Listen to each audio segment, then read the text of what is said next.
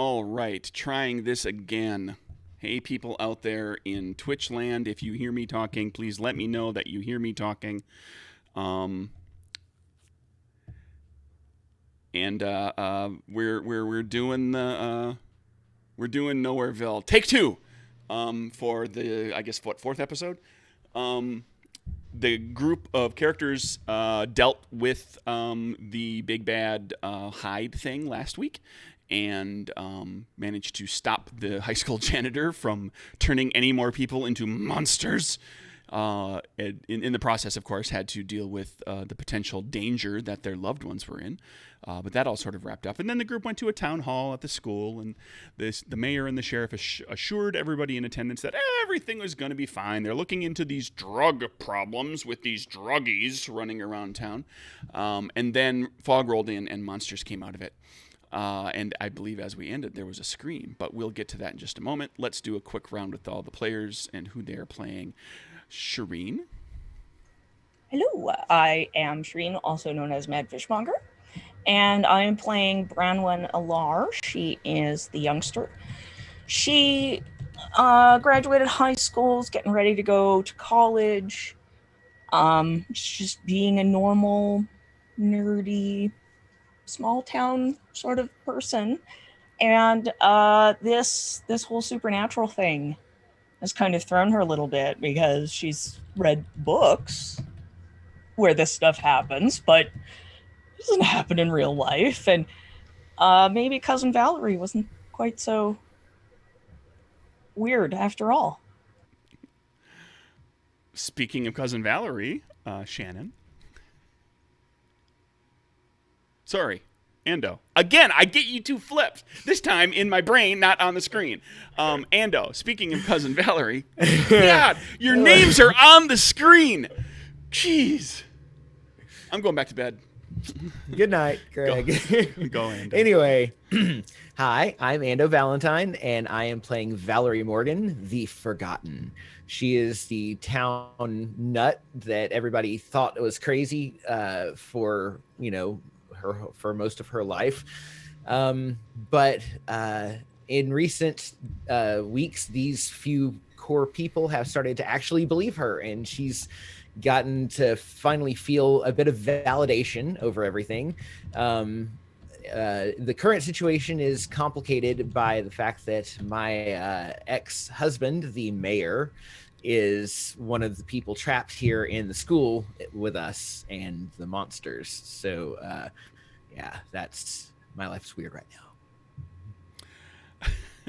now. Speaking of trapped with the mayor, Chris?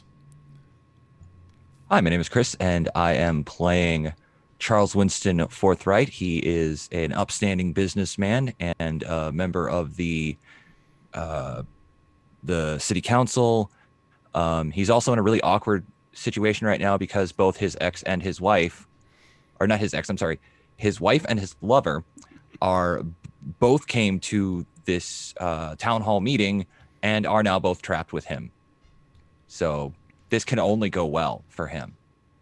This can only end well. And last but not least, Shannon, right? It's Shannon? Hi, my name's Shannon. Nice to meet you, Craig. So I'm playing Audrey, who is the townie. She's the town gossip. She works part-time at the city council, so she knows Charles. She's actually got a crush on Charles, but is not in the picture there at all. She is mainly kind of the mom also in the group. So she's got two boys who thankfully right now are safely not at the school. So they should be fine, but she's very concerned about her friends here. All right, so that's everybody, and we're all talking and we're all being heard. Woohoo! All right, for those paying attention and playing at home, we are instituting some changes because of playtesting. The group of us got and brainstormed a few ideas. One in particular is characters are now going to be able to, if they fail on a check, if they really want that to be a success, they can spend a spirit to turn it into a basic success with 1 hit, but they'll take a complication with it. So the downside is still sort of there, but it will give them the opportunity to, assuming they have the resources to get out of a tight spot if they don't want to deal with it right at this moment. And then we are modifying also what happens if the character goes off the end of the sway track. In the game, there's a sway track that goes from chaos to order, and the characters are all on us at a spot on that track, and different things in the game cause them to push and move around down the track. And we'll deal with the specifics of that if and when it comes up. And I'm looking at Endo for when it will be coming up in this game, almost certainly, given how well they're rolling. So it's true. I'm not usually this lucky with my dice rolls, but they've really liked me during the Nowhereville stream. So all right, we open our scene where we closed it last time, where you're in the high school, which is also the middle school. Keep that in mind. If that becomes important. We talked a little bit about the other NPCs, notable NPCs who are here, including Sheriff McCord, the Mayor Bill Tweed, Katie Kaiser, who you all got, or at least some of you got pinned down by, who is like the overly jubilant and really talkative and friendly English teacher and president of the Booster Club. Jake Shaw, who's kind of the town a-hole, who's the guy, he's always in between jobs. He's always kind of a jag to everybody. Lisa Tanaka, who is Charles's lover. And Rosa Fernandez, Forthright, who is Charles's wife. And, of course, we mentioned Bill Tweed, the mayor, is Audrey's ex-husband. And if you've been following along so far, you know that there's all sorts Valerie's ex-husband? I said Audrey's ex-husband. You did. It's Valerie's ex-husband. Valerie's ex-husband. Jesus Christ. We just switch our names. Okay. No, it's God, Valerie's ex-husband. Okay, Audrey. Your NPCs that you care about are not here. Craig, remember that. The kids were in danger last week. You guys, would you mind just switching names? No, I'm kidding. So anyway, when everybody was looking, people were kind of, the last of the people were looking to leave. You went to head out the front doors, and you discovered that a massive, massive fog bank had rolled in, so thick and heavy that you can't even see the school sign, like the big pedestal sign that sits up on brick piers, just like 15 or so feet in front of the doors. And while you were watching, you heard skittering out in the fog, and spotted a little spider-like thing with many, many legs skittering and coming into view very briefly on the sidewalk and then kind of scampering away. And then the window of one of the doors was also struck by some sort of bug thing that had it was like 2-foot wingspan, kind of. Instead of having like a bug like proboscis, it had like a big sucker. That spattered into the door, and it at the glass on the door for a moment, kind of cracking the glass a little bit, and then it fluttered off into the darkness again, into the fog. And the group proceeded to lock the doors down and deadbolt the doors into place, and then heard a scream from somewhere distant, far off in another corner of the school. And that's where we wrapped that session. So, cut short. There's a scream, and take it away, players. Where was that coming from?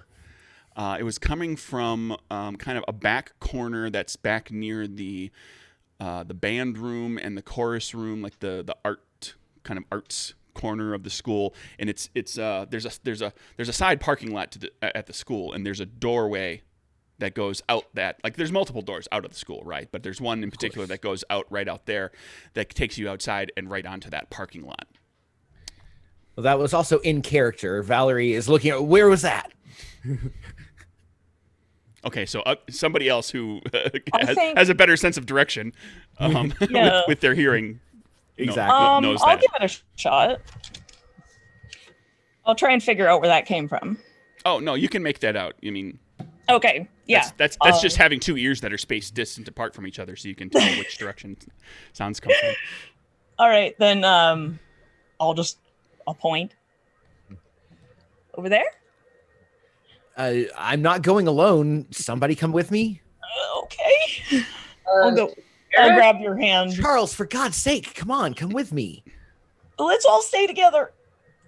Let's stay together too. What are the sheriff and the mayor doing? I would expect them to be on top of this. Are they just cowering somewhere? Well, the sheriff is not in the hall right at the moment. The mayor is like he's doing the politician. Everybody stay calm. We'll figure out what's going on here. And then the scream happens, and everybody starts asking. Like people start turning to him and asking questions. There are people who are just like asking generally what was that? What are we going to do? And then there are a few people that just like immediately snap into panic mode because they had just been at a town hall where the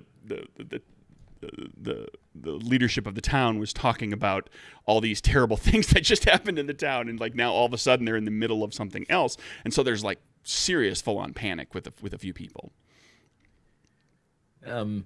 Well, plus, and I wouldn't particularly. I'm not the kind that would care to leave something to law enforcement that, like, a monstrous thing like this. To like, this is the kind of thing that no one. That basically, I'm gonna check out because nobody else will. That's why I'm just like, Charles, for God's sake, come with me. And Brandon, you should stay here where it's safe. Come on. No, I don't want to. We should all stay together. Fine. Just stay close. Come on. I'm gonna start heading in the direction that it was going in. Fine. I'm gonna grab Audrey's arm too. Yeah, I might have let Val and Charles go alone, but if Branwen's going, like, I can't not go. She's like a kid. I'm like a mom. I can't, Nice to see the vote of confidence. Thank you. Does it look like these things are trying to like? Are they actively making their way into the building that we can see, or does it just look like they're kind of ineffectually scratching at the windows, so to speak? Well, thus far, you've seen just one thing skitter past and one that kind of slammed into the window. You imagine that, if that flying thing were to slam into that window repeatedly over and over and not injure itself horribly in the process, like it could potentially crack the glass eventually. But that glass out there, those doors are like full height glass doors. They've got, and they're from an architectural standpoint, they are tempered insulated glass. They are heavy and thick and very strong, but they'll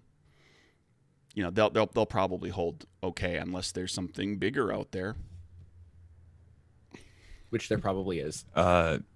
Charles is like, do we want to try to move people towards one of the interior rooms where we won't have to worry about we should close off the door that is coming, that something might be coming through where that scream came from. We should at least get that door locked down like we've got these doors locked down. We should make sure the place is safe before we start moving people around. Do you see what I mean? Yeah. We gotta lock all the doors. Okay, well then let's go towards the door. I've got my kind of, we've described my cheap knife. I've got that out as much as I can with it. Hey, yeah, I stabbed a hide in the eye with it. Val's like lucky knife. She's never letting go of it. Never, ever. So we're heading towards the door where the scream came from so that we can lock it. I think as we're walking too, I'll see if there's like a broom or a mop or something that anywhere as we're going along, and or just any kind of long stick-like thing, and I'm gonna pick it up. You don't find specifically a long stick-like thing unless you want to spend a spirit and say that like a janitor's closet has been left open or something like that. But there were the folding tables with folding chairs. They were kind of out at the front where they were handing out like booster club pamphlets and stuff. So if you want to go all wrestling, all pro wrestling style and take a folding chair, with you, folding chair for sure. You can not only hit something with that, you can also trap it. Like close the chair on them. Yeah, it's a shield. Yeah, it's pretty handy. And when you get tired, you can sit down and take a little rest. Yeah, why doesn't everybody carry one of these? I'm tired of securing this school. So off you go. You've got a folding chair. I think Audrey is probably texting furiously to make sure, like, how's it going? Joey, you in bed okay? Like, you're staying inside, right? You're getting back. Yes, Mom. Go.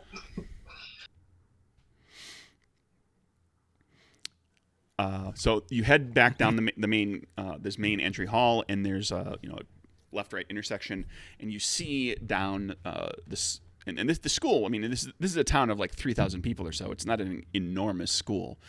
There's a small portion of it that has a second story to it. This is not that part.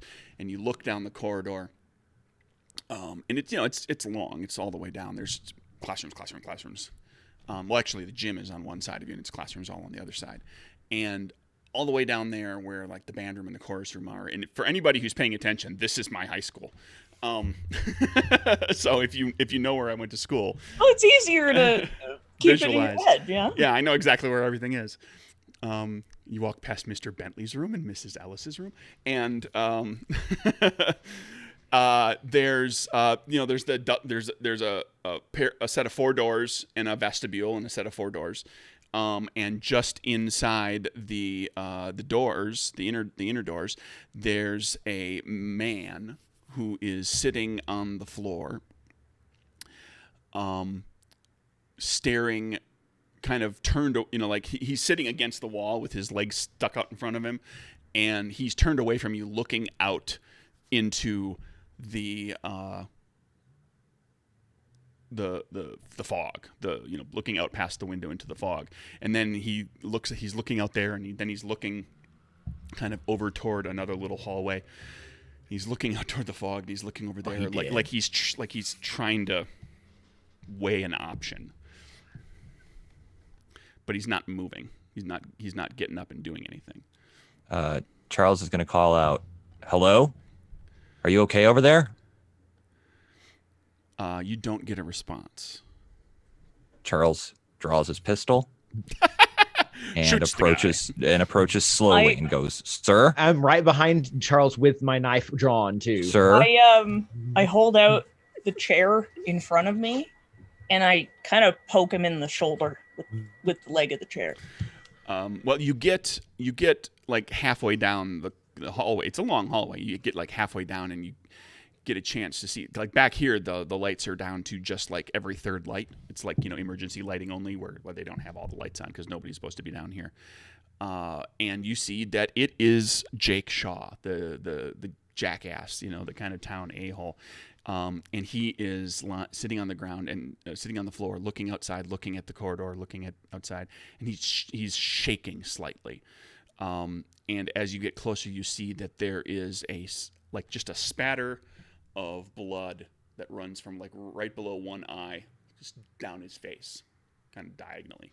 And he's not wiping it off. Just like a little stream, like if like a little like a squirt gun just kind of went right up against it. Okay, Charles, go ahead, shoot him. No. Does he look like he's in shock, or? He looks affected in some way. Yeah. As you walking, getting closer and closer, you can see that he's not even recognizing you approaching. He continues to kind of look in both directions, and every so often he makes a movement like he's about to get up. Where you put your hands down and you start to kind of bend your legs like you're gonna hoist yourself up, and then he stops and he just keeps looking, and he's just shaking. Hey, do you hear that scream? Do you know what's going on? Can you look at me? Something tells me he was the one that screamed. I just want to see if you'll respond eventually. Like if I do mom scolding voice.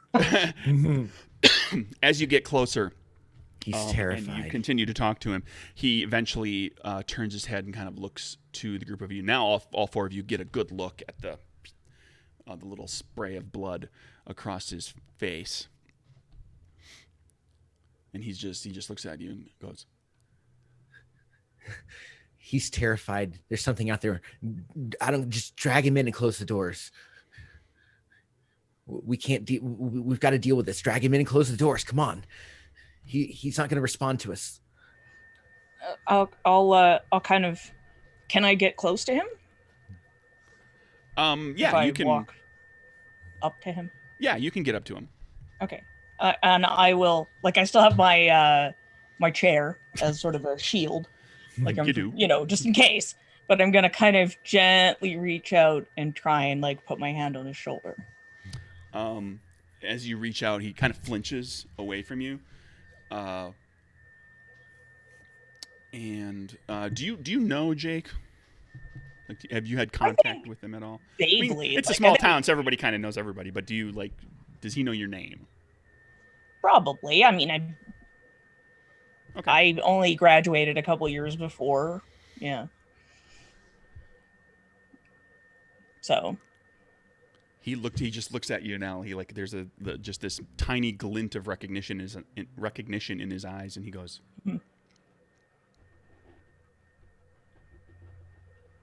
and I just nod, and then I kind of go like this, like come with me, and I start to back toward a room.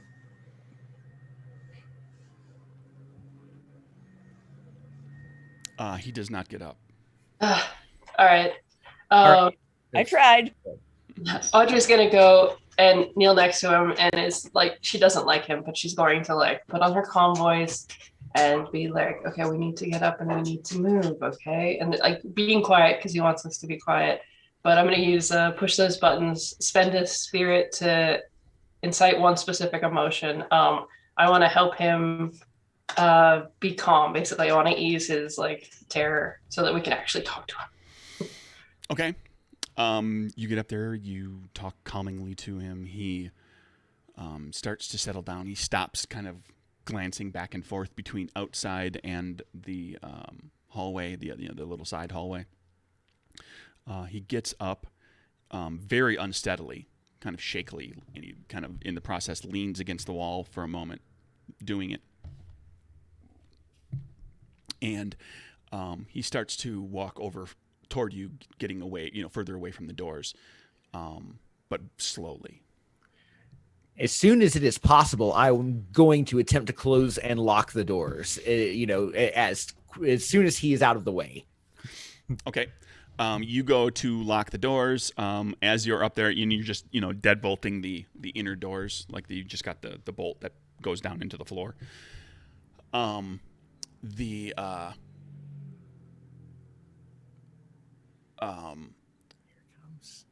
Give me a mind check. Target number 5. I was just waiting for this. Okay, here we go. Here we go. And this is a senses kind of thing. You're looking as you're looking out into the fog again. This time at the back of the school. Okay, well, luckily mine is my best. It's a 3, so let's see. Target number 5. 1 success. Okay, Mark Spirit, and you, as you're looking out the back, you see a leg of a creature of some sort, and you remember seeing the spidery thing that went skittering by, but that was had like a 3-foot leg span, kind of spidery, buggy. This is just for the briefest moment you catch a glimpse of almost more of a shadow, just enough of a discoloration in the fog of a leg, where the leg itself is 4.5 or 5 feet long. And it kind of hits the ground, and then it lifts up, and it's kind of no longer visible in the fog. Considering the way that Branwen reacted to the relatively smaller spider out front, she does not need to see that. I slam that door shut, and deadbolt it, and I'm gonna turn now that the door is shut here, and I'm just gonna look at Jay. You said is that the same as Jay? And Jake, sorry. And I'm recognizing that he's just barely starting to calm down and is not stable. I'm trying to not be like all like in his face panicky, but I'm just gonna say, like, seeing the blood spatter and be like, "What did you see?" You can make a charm check to try to get him to talk. Now, what we're going to do, because he did see something, clearly he has witnessed something, right? In the game rules, we have information about investigations, and so we're going to treat this like an investigation series. So make a check, and in this case, it's you're talking to him. Charm check, target number 5. Okay. To get something useful out of him. Nope. Okay. Investigation checks work a little differently. And you'll like there are a number of games out there that have nowadays that you'll see that have investigation rules that kind of follow this same bent, where you never get nothing, because otherwise you fail a check and the investigation's over because you have no clue, you have nothing to go on. So even with a failure, you learn something. You get a clue. You just don't get to ask any questions. And normally, when you get more, when you actually get successes, you'll get the clue, but then you'll also be able to ask questions. And that'll help you to fill in details. So in this case, you failed. You do mark this skill like you normally do, and he leans in and says, whispers in your ear, "It took Lisa. Lisa. It took Lisa." Did Charles hear that? No, he just whispered that to Valor. Okay, so I hear that, and I lean back, and so all of you see him whisper in my ear, and I just look back, and you see me dart eyes to Charles, because I'm assuming that this is one of those like not secrets that I probably know. We've established that in the right. group, So this is kind of one of those things that it's impossible not to see my eyes flicker to Charles, but then I sort of say, we should get him safe with the others. Let's get out of here. Then I turn to Brandon. Are there any other exits, any other doors we need to lock in order to be safe down here? Down at this end of the school, there are not. Okay. Yeah, we're okay right here. Okay, well then let's get Jake back to the others, and let's try to be as safe as we can. All right, let's go. Did I see Valerie like eyes flicker at me? Sure. You couldn't not. Yeah, totally. I walk over. What did he say? Now it's not the time, Charles. I put my hand on your shoulder. What did he say? I sort of like, I'm not the one who would have been close and like supporting Jake. So I'm just going to let Jake and Branwen and Audrey get a little bit ahead and just kind of, I'm not moving. I'm not stopped, but I'm letting them pull ahead so that I can stay back with Charles. And I wait till they're at least a little ahead, mostly for Jake's benefit, not so much for the others, but whatever it was that he saw, he said it took Lisa. Oh.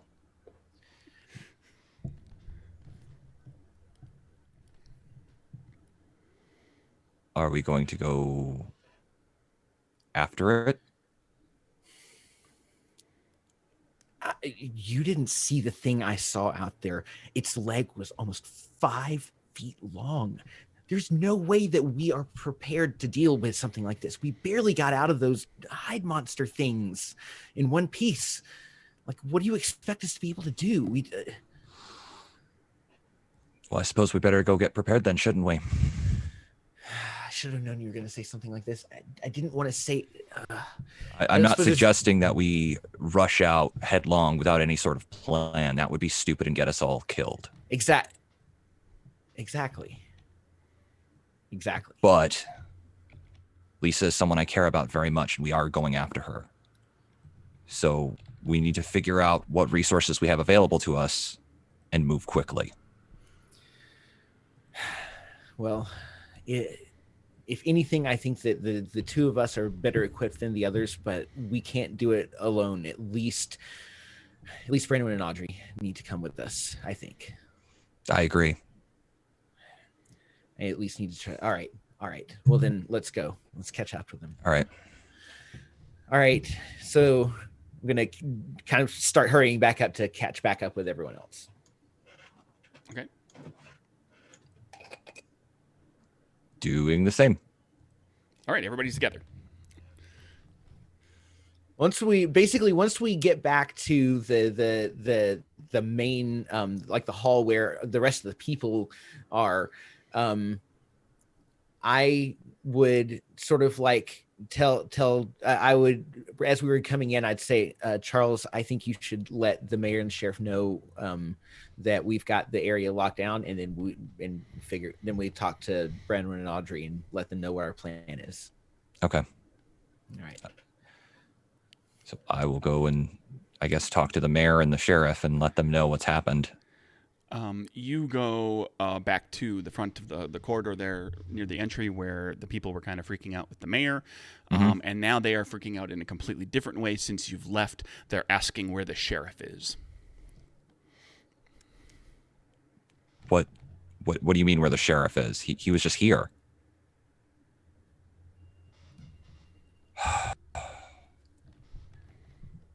Is the mayor there? The mayor's there. Okay. I walk over to him. I go, we've locked down the building. Where's the sheriff? Sheriff McCord went when things started happening here. I mean, he hightailed, and he points like in the opposite corner of the school from where you just were. He hightailed it down there to presumably to lock up doors or to check see what was going on down. He hasn't come back. Okay. Somebody went running off with him. I didn't catch who it was, though. Okay. We need to make sure everyone stays here.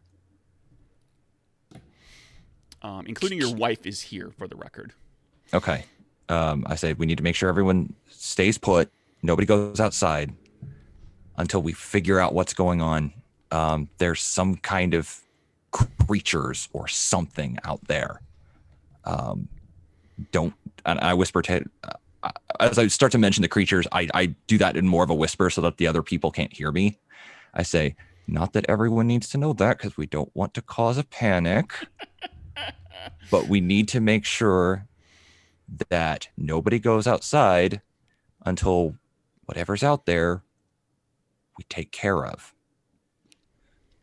And by we, I mean myself and a few others. Everyone else is to remain in the building until this is done. Can you handle that? I can round everybody up and we can go find a place to hole up. I mean, Yep. there's a lot of classrooms, but I mean everything's if we can't go outside, like every classroom's a dead end.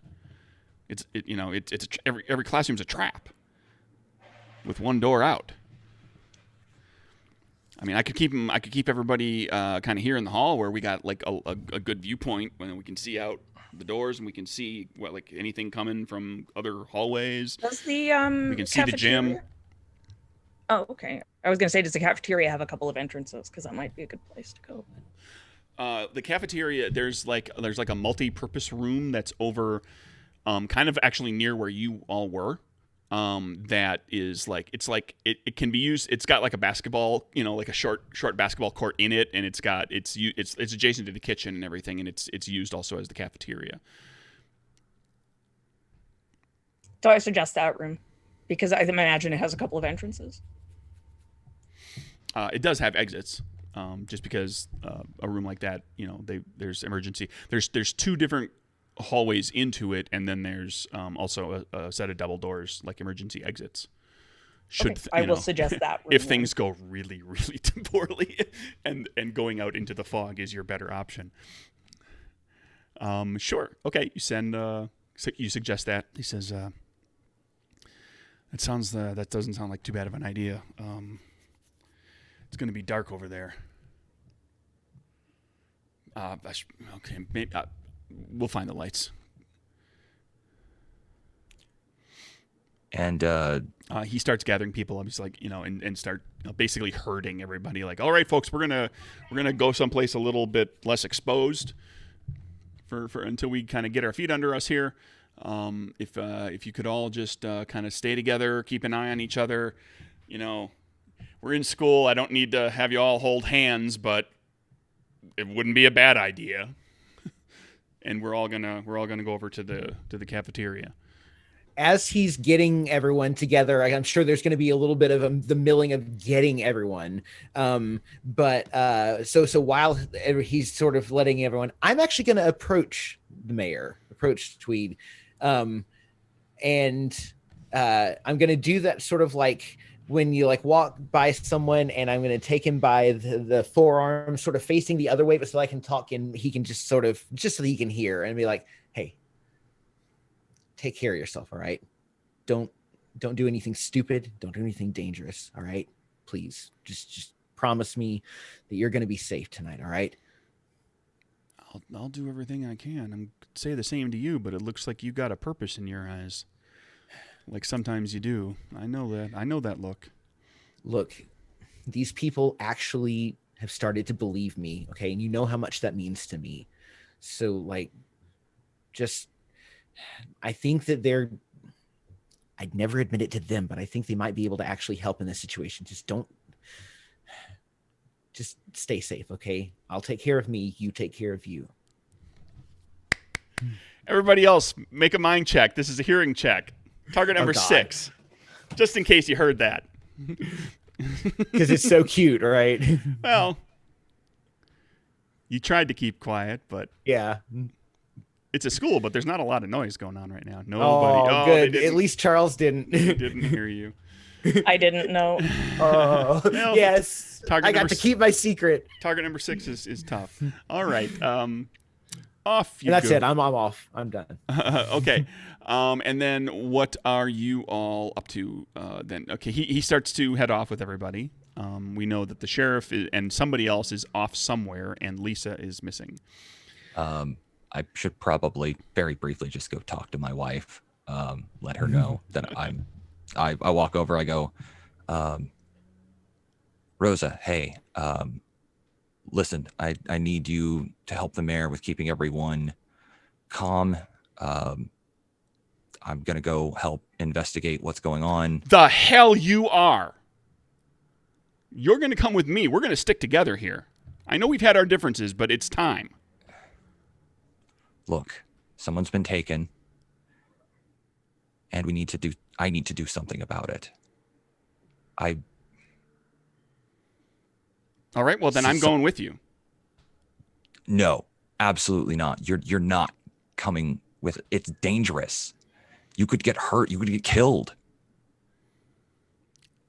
And she looks over toward Tweed and she's like, and that ignoramus is going to help? Is going to keep me safe? More like you're going to keep him safe. Let's be honest.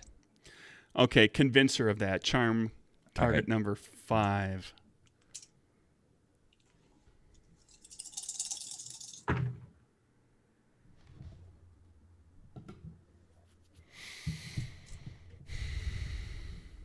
All right. Come on, we both know who's going to be the level-headed one should things go badly, and it's you. You got your phone, right? Hold up my phone. I want check-ins. Regular. I'll check in. Also, if I don't hear from you for a while, I'm going to come looking. Well, I mean, I should probably also let you know, I bought a gun. Okay, we're going to have a talk later. Yeah, we should. I think we're long overdue for that. Yeah, I do have some protection. It's been a rough couple of days. Mm-hmm. And it's going to be a rough couple of nights too. Yeah, it's yeah, we definitely need to have a conversation once things are a little bit more all right, a little bit more settled down. Like I said, you check in every so often. You want me to go with these people and keep them safe and be safe? You don't want me walking around this place by myself or even with you? Then you don't leave me hanging out here. I will send you regular texts.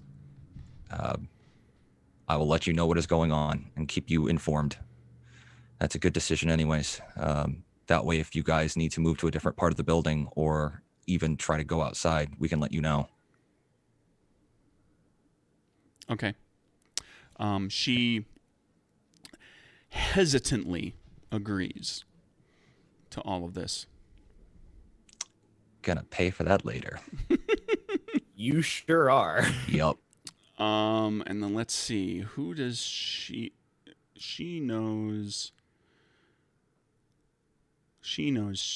Audrey from your work.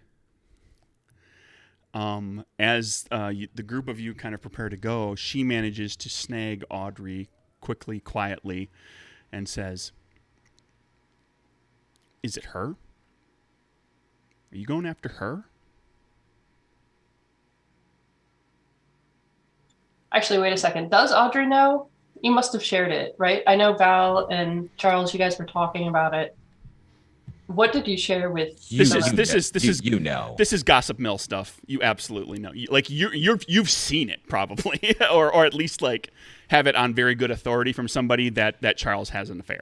No, you've probably seen Charles and Lisa just look at each other for just a little too long, touching the arm, all that. Yeah, all that innocuous crap that you do accidentally, even though you're in public. Yep. I don't mean the affair. I mean, I obviously know that. I mean, do I know that's who we're going after? Because you guys were talking about it quietly. That's fair. Share with I haven't gotten around to it yet. We were getting ready to fill you in when the mayor got everyone else. That's when we were going to start telling you about. Okay, well, Rosa jumped the gun and asked you before you actually know. So she says, "Is it her?" Honestly, I don't know at this point, but I don't see her. It might be. I don't know. I really don't know. If it's her, you let me know. I'll do what I can. Yeah. Well, I don't even know what's going on right now. I need to go get ready. She's gonna try to duck out of making any promises. She's just like, I do not want to be involved in your drama. Goodbye. I'm just doing my best to make sure Rosa gets pissed off at some point, because that's going to be more fun. She should. As she should. So, all right, back to you, all of you. The mayor takes Rosa and other folks. Jake is like being very quiet, but you did manage to get him kind of conciliatory, and he's like, he's walking along with them.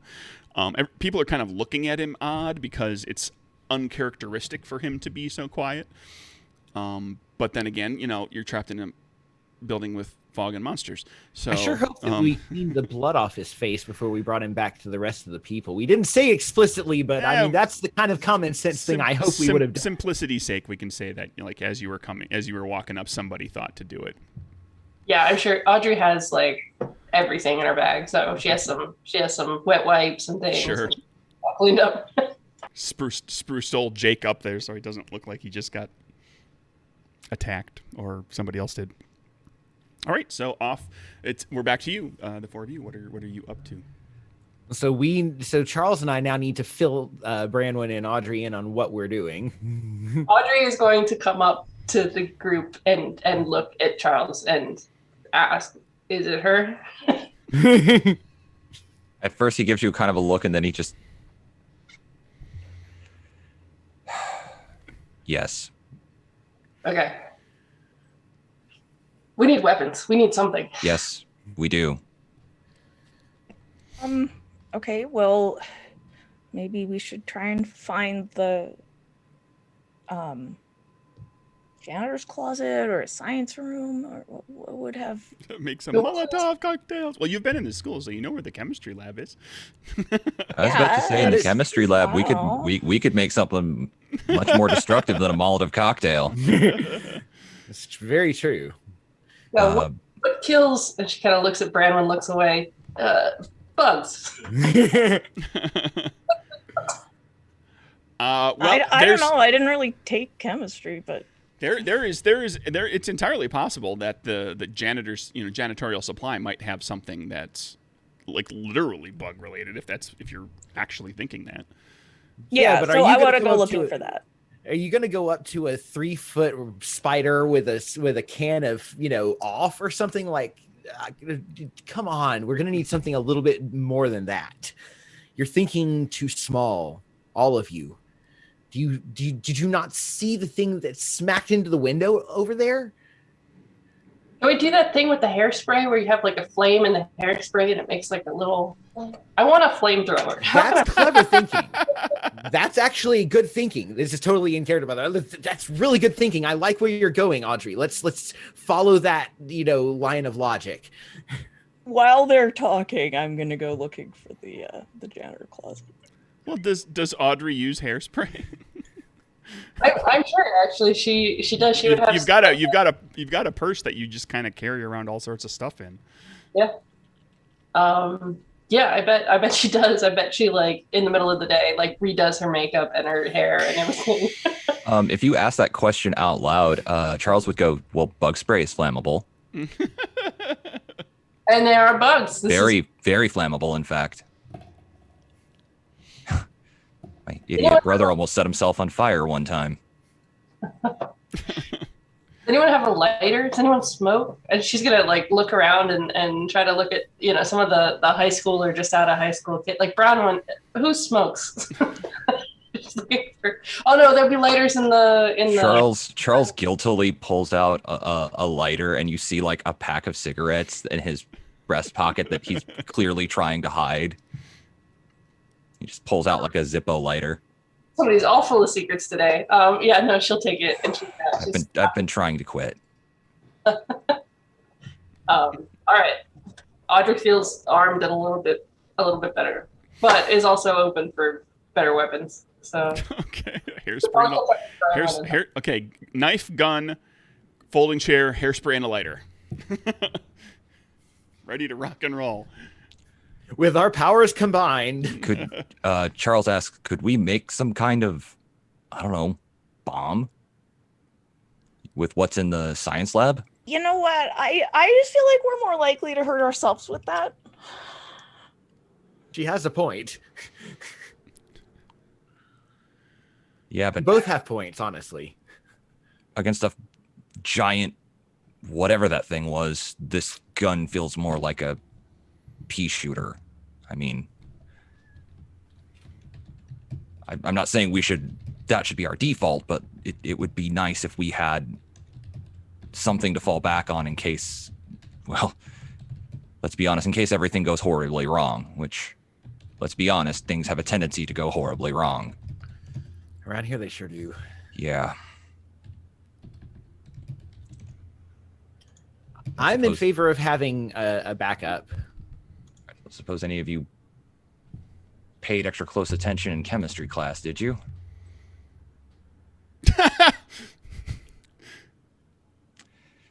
Okay. Bold of you to assume that I went to high school. Those of you who have smartphones, I guess.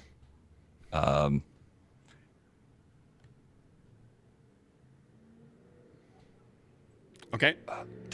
Isn't there some kind of substance that reacts volatilely? Yeah, I can say that word.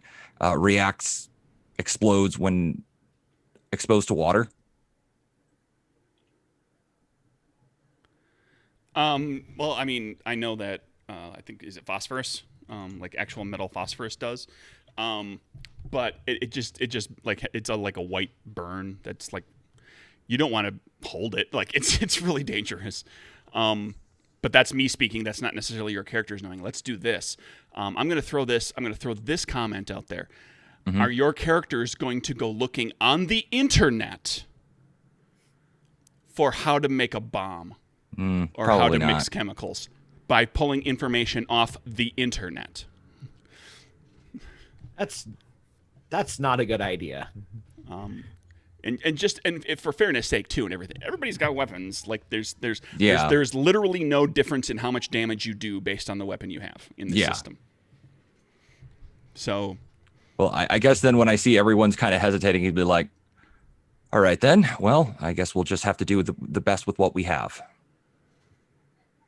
Okay. All right. So, where are you going? Well, I want to go investigate that area where the guy disappeared. The sheriff disappeared. Okay, you're gonna follow off in the direction where the sheriff went. Is that the plan? for lack of a better one at the moment.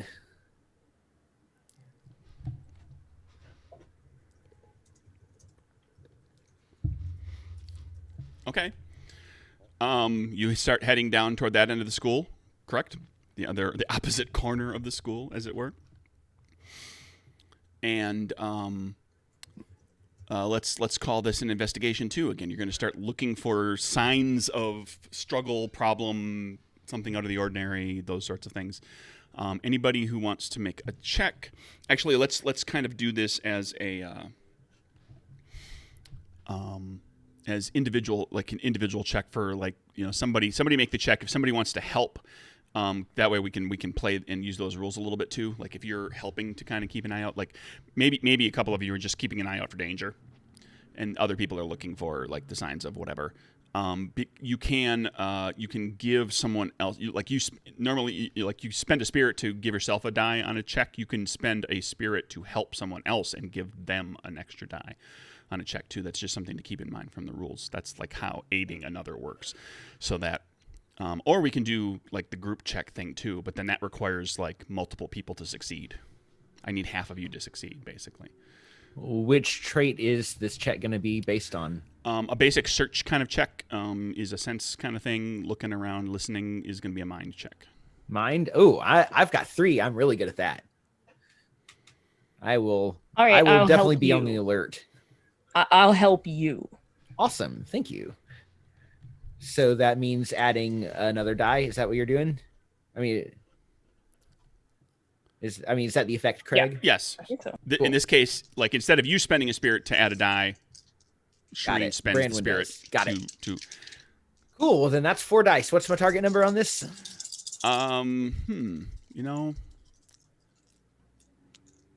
Let's not do it with the target number. I'll let you know when you make the roll. You'll get to know so that you see what the effect is. Okay. Because with an investigation, it's a little weird because like the system usually I want to do the target number, but if I tell you what the target number is, it also clues you in on whether it's easy or hard, got it. kind of thing. Weird. Well, then to let you know, I got 2 2s that are going to be worthless, a 5 and a 6. Okay, and it was a target number 6, so you got 1. Okay, 1. So that means I get a spirit. And you find a trail of blood down. You get down to the doors that lead out onto this other kind of parking lot area at the other end of the school, and you find and these doors are not locked. They're not bolted down, and you find some blood. And because this was a success, you get the clue, and you also get to ask a question about what you find. Okay. A trail of blood. You find. I'll give you this much without the question. The blood does not there's no trail of blood. It doesn't go out the doors. Okay. So if it doesn't go out the doors, it goes back into the school, like back down the corridor. Okay. Is it the kind of trail that's more a dripping or a dragging of blood? It's a dripping, not a big. It's not a big smear. It's not like it's drops. Yeah, it's drops. Sometimes there's a few of them, and then sometimes you have to go a little ways, and then there's another one. It's like a little bit, like somebody was hurt, was injured it slightly, but it's not. It's not crap. Nancy's friend in Nightmare on Elm Street, where she's got dragged down the corridor, and there's this big, huge smear. There's nothing like that. Right, just drops, but it's out of the ordinary. Like you would assume that if there had been blood on the floor here, somebody would have cleaned that up. Except maybe not, because the janitor's dead.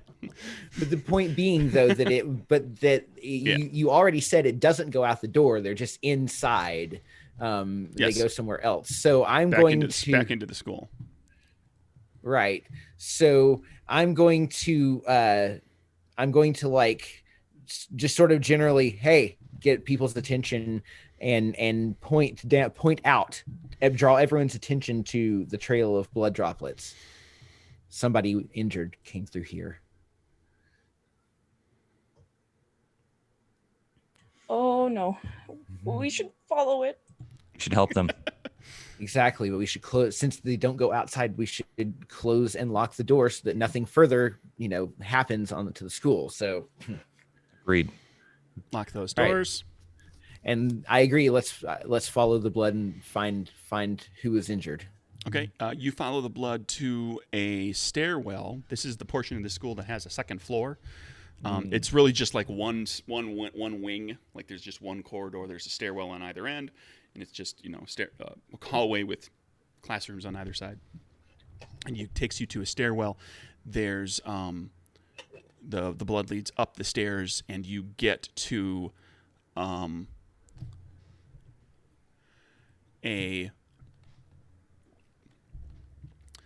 the landing between the first and second floor, and I need everybody to make a heart target number 5 check as you come across one of these bug things. And let's see, who's the spider person? Branwen. So you're at disadvantage on this check. Heart target number 5. And there's like a bug thing that it's been hurt. It's bleeding like green gooey ichor, but it's still kind of flopping around on the floor. This puts me to So it looks like it still could be dangerous. That's a 2. It sounds like Branwen is petrified. Yeah, I failed as well. Yeah, she's losing it. Me as well. Yeah, on the bright side, only one square away from getting an advancement for skill. Yeah. So sorry, that might. How'd Audrey do? Audrey's dice bot is not working. Sorry. Oh no! Sorry. Real world? Do you have real world dice floating around somewhere? Somewhere. I will go find them. Let's just assume she failed. No. We this is important because if I everybody can fails, roll for you. How many dice? 2. Okay. 6 and a 1. Okay, so we've got a success.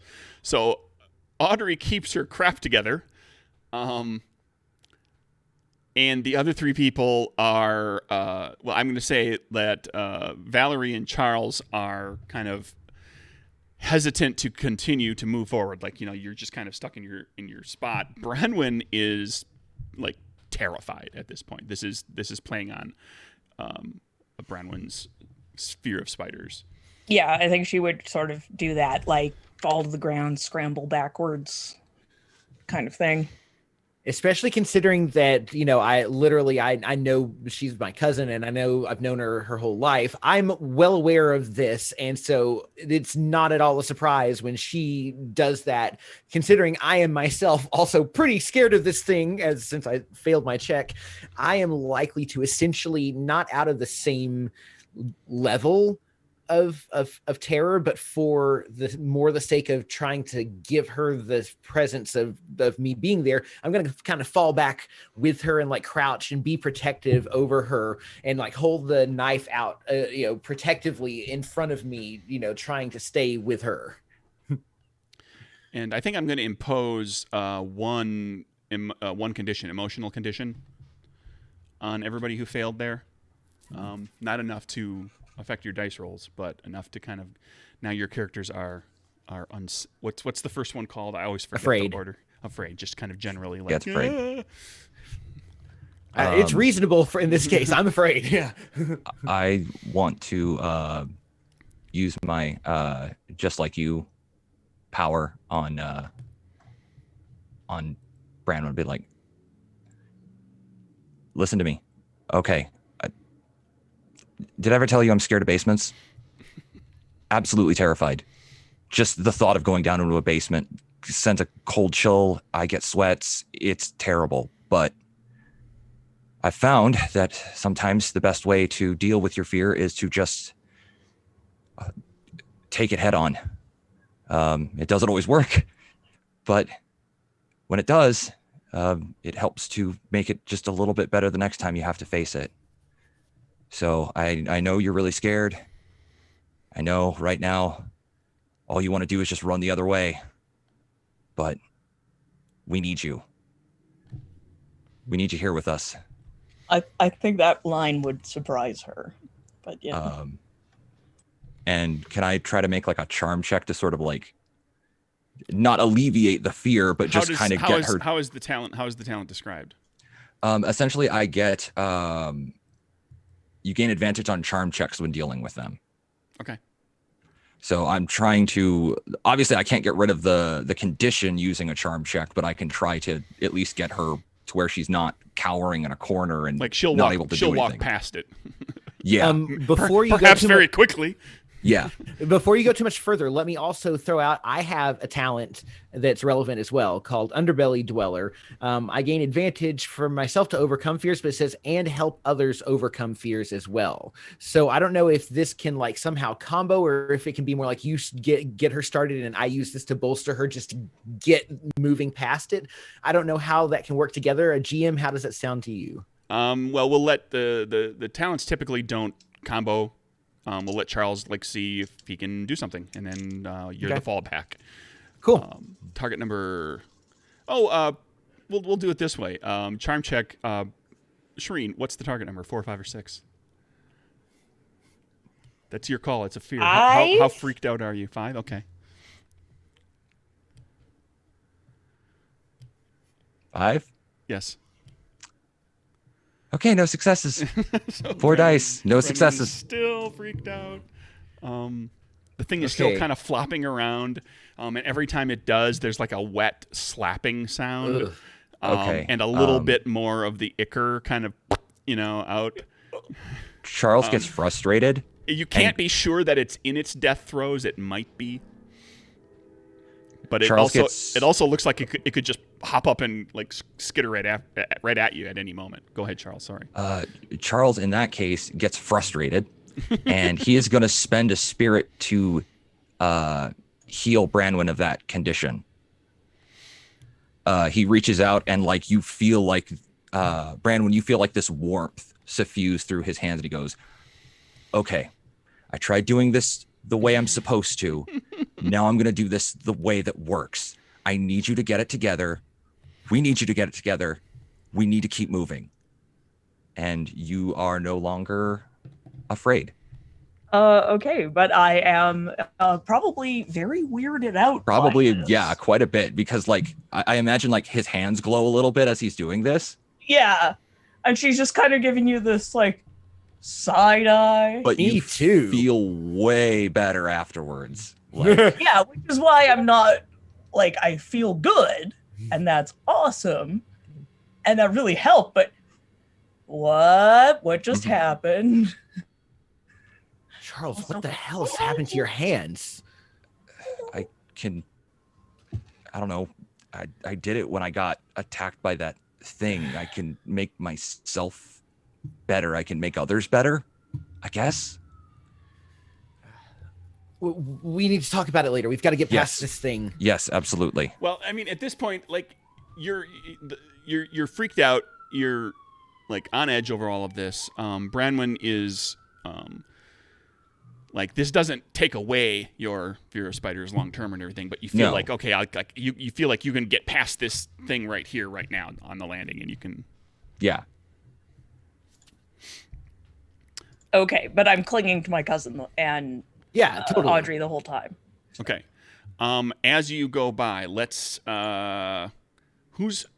had Valerie was kind of keeping an eye on stuff. Who else is like looking for clues type person, as opposed to, I think probably Charles. I feel like you're probably on guard with gun, just because you have a gun, an actual gun. So if that's all right, between Audrey and Branwen, because I don't want to have Ando make all the checks for these types of things. I want to be able to alternate for some of these types of things. Yeah, Audrey's probably pretty good at this. Okay. She's got a specialty in figuring things out too, so I don't know when that would come in play, but sometimes maybe. Okay. This is just going to be like a quick kind of spot check kind of thing. Mind check, target number 5. It makes sense that you would be the one doing this at this point, because you were the only one who like didn't get totally freaked out by the spider thing on the stairs. You got one. And you, as you're walking by this thing, you realize that there's something underneath the the spider thing. Like it's flopping on top of something, and you see that it is a Colt 45 pistol. Charles, this isn't yours? I'm gonna say Charles is probably using a smaller caliber gun, something that would more easily fit in like a waistcoat. I'm guessing his is probably like a semi-automatic, like a Glock or something like that. Like a modern pistol with a clip, as opposed to something that's got a 6-cylinder. And for the record, this being an investigation check, that's you get a question, Audrey. Oh, gotcha. Any question, or I'm sure there's probably a list somewhere that I can. You can ask a question. Okay. Ask a question about the clue. You find a pistol. A 6-shooter, as it were. Yeah, whose is it? That's the sheriff's. The sheriff's. You've seen the sheriff's gun, yeah. He's shown it off to people. When he got this one, he really liked showing it off because it's a real. I mean, it's a Colt 45. It's a classic. Gotcha. Guys. Pearl handle, and yeah, really nice. I think we might also be looking for the sheriff, which is gonna like use 2 fingers to carefully like pick up the gun. Oh no. Oh, she doesn't like guns. Yeah, it's got a little bit of goo on it. Does it look like? I mean, can we tell is this thing on top of something or someone other than just the gun? It just died on top of the gun, or the gun ended up being right there. One way or the other, the gun. And this is not a question you have to ask as part of the investigation. You can look. It's got all 6 rounds in the chamber.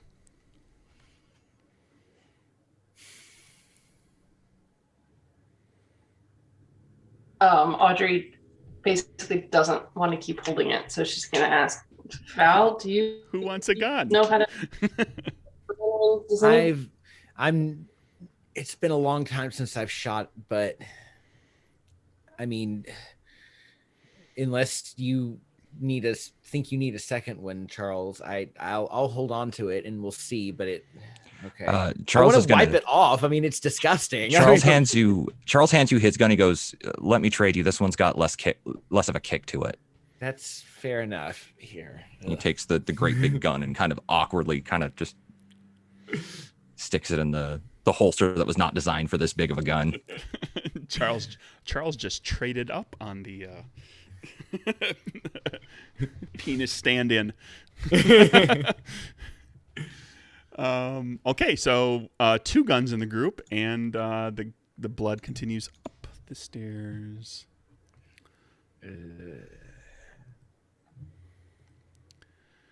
Yeah, I think it's just taking all of my energy and focus and everything to just get past this thing and get up the stairs and get out of sight.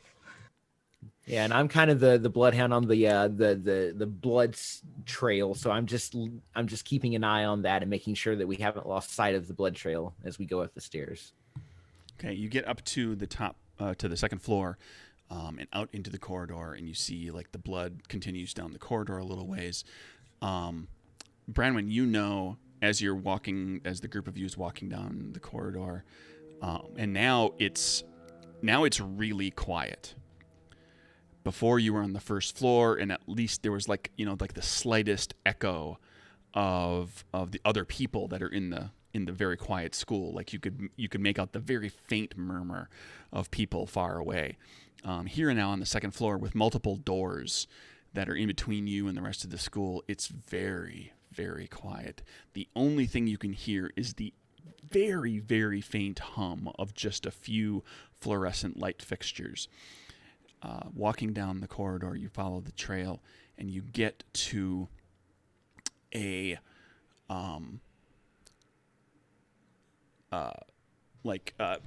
there's a little side corridor, and Branwen, you know that this goes. There's like normally this little gate. There's like it's a metal gate that pulls down from the ceiling, like you see it like a mall or something. It's got like the slats. You can put your fingers through it. You can see through it. Everybody knows what I'm talking about. Rolls down. These are on the 2nd floor here. This is normally kept down and closed. And you know that back behind the gate there are like there's some storage, some like like an electrical closet and a network closet, a computer closet, and there's a stair that takes you up to the roof, and another little storage room. And usually, like they just keep this gate down because nobody needs to get back there most of the time. But the gate is about a foot off the floor.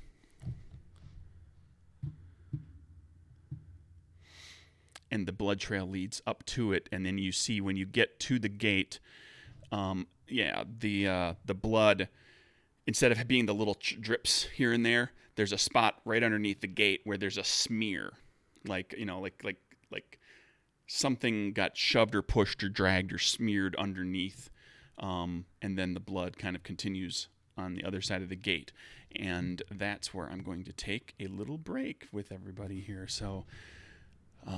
We can all imagine being very, very quiet and a little smear of blood on the other side of a gate. So we'll be right back in 5 minutes or so.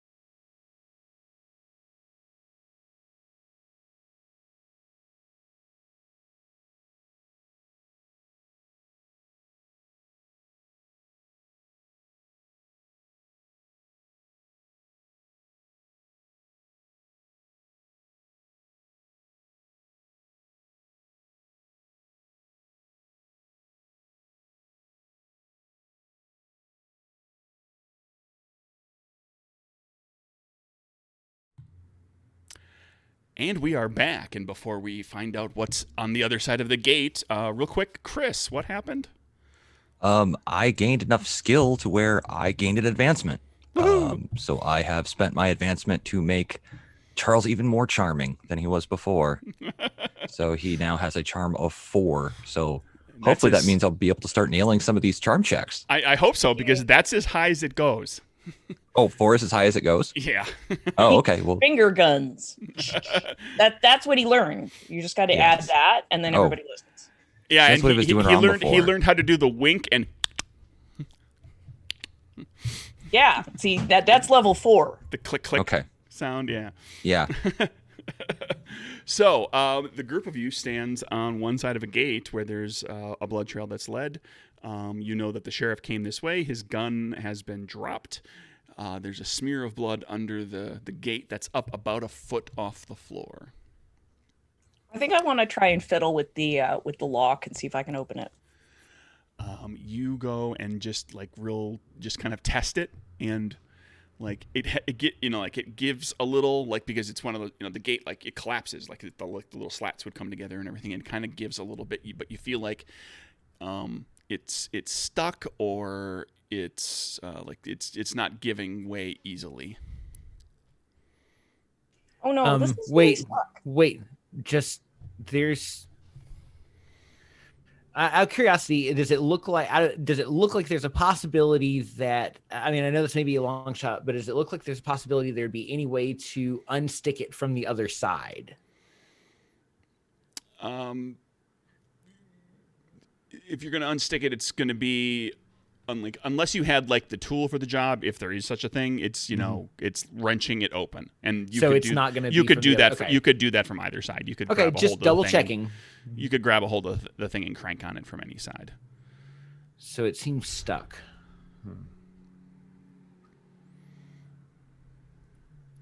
Well, I have this chair, so I'm gonna kind of pull the gate and shove the chair in, and then try and like lever it.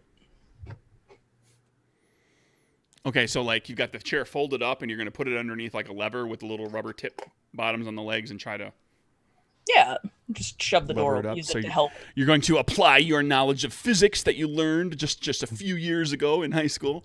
Yeah, with a fulcrum and a lever. Sure. Let's. You want to? Anybody who uses the chair as a fulcrum to wedge the door up and get the gate to open up higher gets advantage from the use of a lever. Very good. Because I only have one body, so. And somebody can help if they want to and give you a spirit. You can only get advantage once, correct? That is correct, but giving somebody an extra die from spirit is not advantage. It is a separate rule. I've actually got several spirit right now, so I'm going to spend a spirit to give Branwyn more. Okay, so Valerie and Branwyn are up there. Yep, I'm in there with you, child. Got it. Okay, come on, win. 5, a 1, and a 1. No, I didn't give you a target number. Target number 5. Sure, why not? We got you it. wedge the thing and you move the thing up enough that you can get under it by crouching. It's like something is. You get the feeling that something is jammed in the mechanism or in the track in such a way. There's something's happened that just doesn't want to move easily. Mm-hmm. Gee, I wonder what that is. But you wedge it up high enough that you don't have to like get down and slide underneath it on your belly. You can do it from a crouch. Okay, well, I will do that, and I'll get, or I'll hold it up while everybody else gets underneath and then follow. I think Charles and I should take the sort of dual point, really sort of makes sense that way. Okay. Guns out in front, not shooting from behind everybody. People who haven't necessarily taken a training course for their firearms. Well, I'm actually not starting with a gun. I've got my knife because I'm more comfortable with my knife at the moment. But the gun is in my. I've got the gun in a pocket ready in case I need it. Gotcha. You start to creep your way forward a little bit. You get into this side hallway, and the one emergency light. There's the sirens. The one emergency light that's on in this little side corridor is flickering, and flicker, flicker, flicker, flicker, and then it goes out. And all of you hear a flump, flump, like the sound of something big kind of thwapping against a surface, against the floor, against the wall, against something large, some sort of big flump kind of coming from the stairwell door. Branwen, you know, like it's the stairwell door that leads to the roof. Oh, good. And the door smashes open, and coming out of the doorway is a great big slimy, leathery, fleshy tentacle that's about as big around as your thigh. And it starts to creep along the ground toward you. At the tip of it, it has like little slits open like eyes, and inside of those little slits are little suckers and teeth that are just kind of flickering and goofing around, and the whole thing just kind of lunges toward you. And we're going to go into an action sequence. Yeah, we are. Ugh. Like, players, like, this is awesome. Characters, like, what? Yeah, seriously. I am like, oh, cool. This is gonna be a really awesome thing, and Valerie is just like, oh no, no, no, no, no. Okay, let's see who we had. Charles and Valerie out in front. Who of the two of you, one of you reacts first to this, I would think, because you get the first clearest look at it. Whoever wants to volunteer or I think defer to the other. I think really the way we've played the characters so far, Valerie would be more likely to sort of just like jump at it. I mean, do you disagree, Chris? I figured Valerie would be trying to backpedal away from this thing and pull Branwen with her. Well, okay, actually, you've got a point there. Charles would be the more likely to point gun Yeah, you're at right. thing and shoot it. All right, Charles, Everybody's going to get a chance to fight and die. Everybody's going to get a chance to fight and die. All right, Charles, you go first. So Charles goes first. Charles is going to try to shoot this thing. Okay, kapow! Sure, give me a Body check. body check. Target number 5. Okay. I'm going to spend a spirit. Of course you are. 3 5s. Okay, that's gonna be 2 hits. That's 2 or better hits. It's gonna push you 1 on the sway track, and that counts for the purposes of the game. Basically, this thing has a certain number of hits, a certain number of check boxes that you need to get against it. And so, whenever you get a success with 1 hit, I mark 1 checkbox. If you get 2 or more hits, I mark 2 checkboxes, and that's kind of your boon for the whole thing, unless you want to do something else weird with the boon, because sometimes you do. Sometimes the boon is better spent on something else. So Charles, extra effectively damage, or do you want to do something funky? No, we'll just go with extra damage for right now. Extra damage. You shoot the thing. The slug hits the tentacle. It starts to ooze that same green ichor that the bug thing had. This tentacle is snake-like enough, for the record, Audrey, that you are at disadvantage with this thing because Audrey is not a fan of snakes at all. And Charles, who goes next? And then I'm going to interject with something that happens. Let's go with Val. Valerie, before you act, Okay.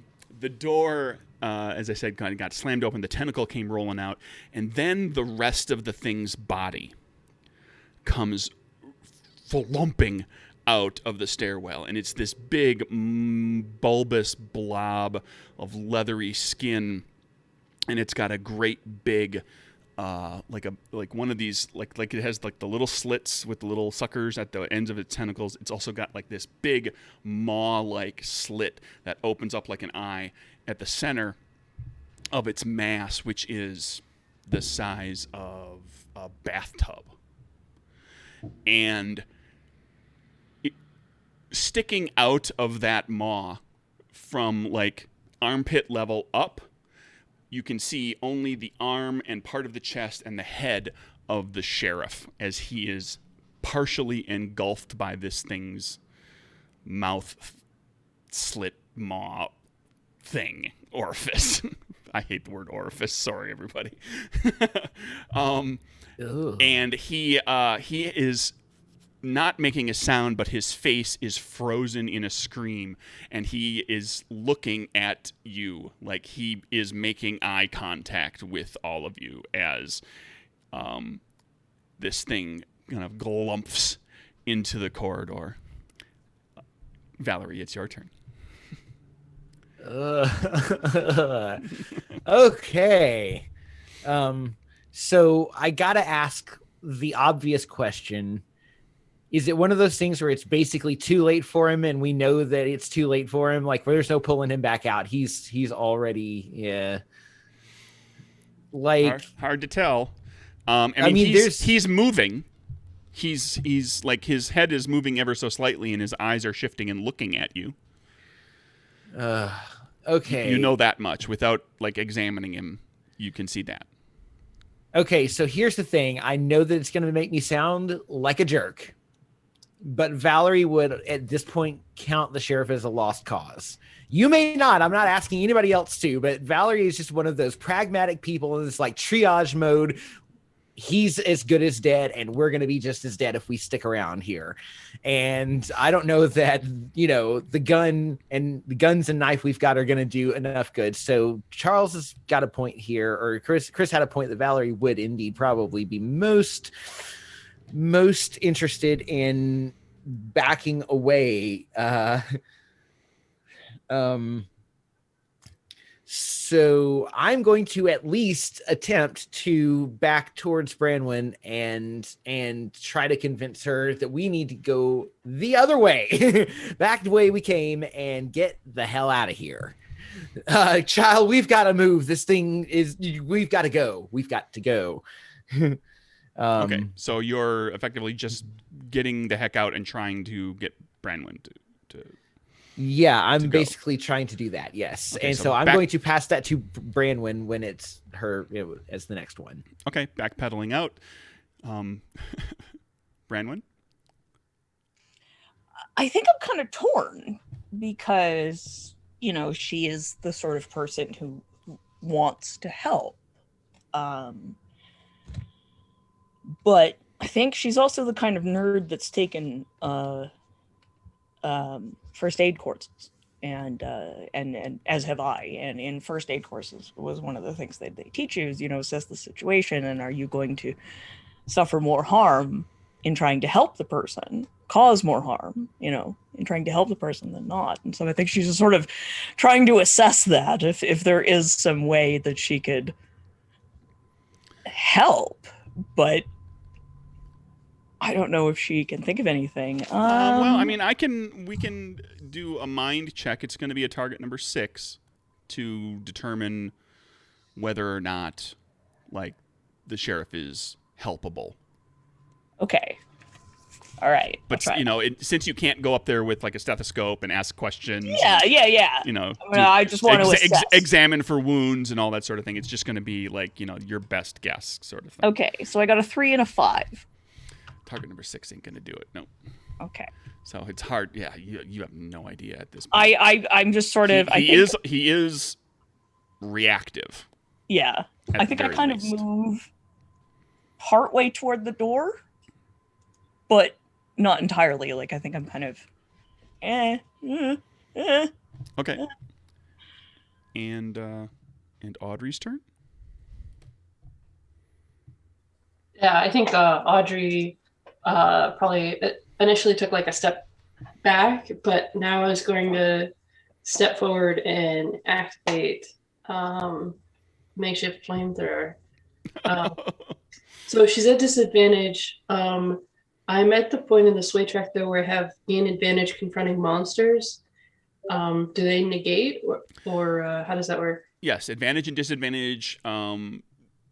You can only ever have advantage from one source. You can only ever have a disadvantage from one source. And if you have them both, they offset each other. So it's a standard check. Okay. And since the attack, it's a body check. Yeah, body check. To start with, we're going to make it a body check target number 6 because this is the first time you didn't test it. You didn't try to see what it would do. And there is a person, right? Like, you have no idea how big the spray is going to be. So in order to be safe, I'll do this. I'll give you this option. It's target number 6 if you are careful. It is target number 4 if you are not.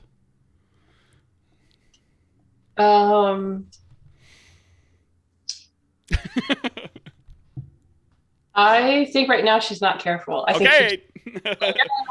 Target number 4 and just let it rip. And see what happens. Oh, 2 hits. 2 hits. Yeah, that you light up the room, the corridor with fire. You burn the thing. It screeches. It starts to kind of pull back away from you. The tentacle kind of pulls back away from you. The sheriff screams as he is hurt in the process. And then, who goes next for the next round? And then before we start that, I'm going to introduce something else because it's fun. Audrey. Sorry. Let's have, I guess, Charles go. Okay. The thing screams, the sheriff screams, and then the rest of the body and the rest of its appendages kind of come out from the stairwell where they were kind of lying back where you couldn't see them. And now you see that it's this big bulbous body thing with the sheriff in it, and it's got 4 of these big tentacles. That it's now like the body itself doesn't, like the tentacles move it along, like they don't walk like legs where they're on their points, but they're like tails, but they reach out and drag and push it, and one of the tentacles that comes around the corner is wrapped one time around the waist of an unconscious Lisa Tanaka. And as it brings Lisa through the doorway, it cracks her head against the metal door jamb. And she moans. Charles's turn.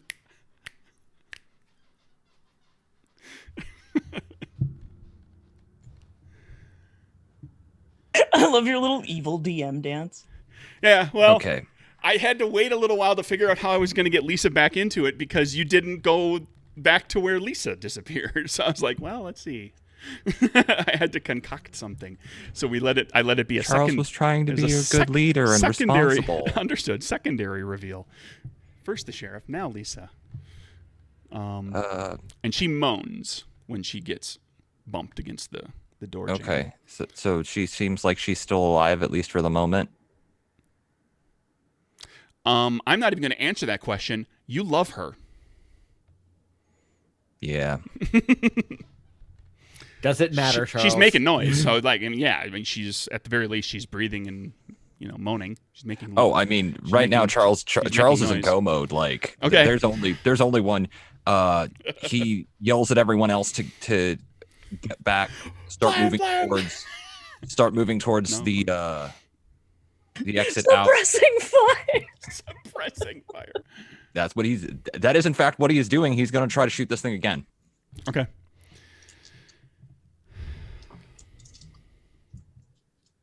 Is that body? And for the record, with the second attack on the thing, with the hairspray attack, that one tentacle that came around is it's limping and it's not functioning completely properly. Like it's not moving properly. It looks like the creature is having trouble pulling itself around. Like it's only working on 2 legs because it's got one that's not functioning properly and one that's mostly involved in holding on to Lisa.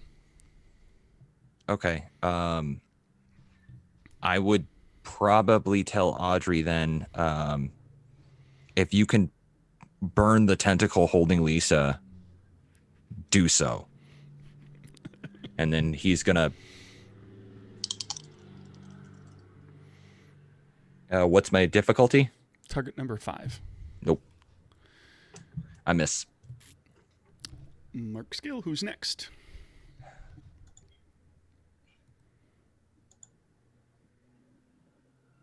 Let's go. Let's go, Audrey. Okay, cool. Now that she's gonna be aiming specifically at a tentacle that's holding a person, she is going to be more careful. Okay, we're gonna call it target number 5 at this point for you, for basically anything that you do, because now you know the capability of the thing. So now you know how to target it to deal. And with I'm going to hit just the monster. I'm going to spend a spirit to assist you somehow, if I can. Is like, if we can figure out a way for me to do that, I want to assist you to make this go well. It can be like just advice on like when to time the shot as the thing's moving its tentacles around. You got a clear shot, do it now. Yeah, that sort of thing. Something like that. Okay, then that's what I'm going to basically give you the insight on when's the best time to do it, so I can spend a spirit to give you an extra die here. There you go. Okay.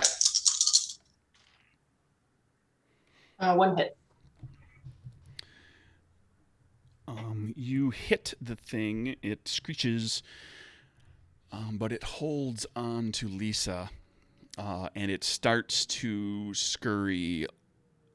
And when I say scurry, faster, like as fast, like it's a big galumphing mass.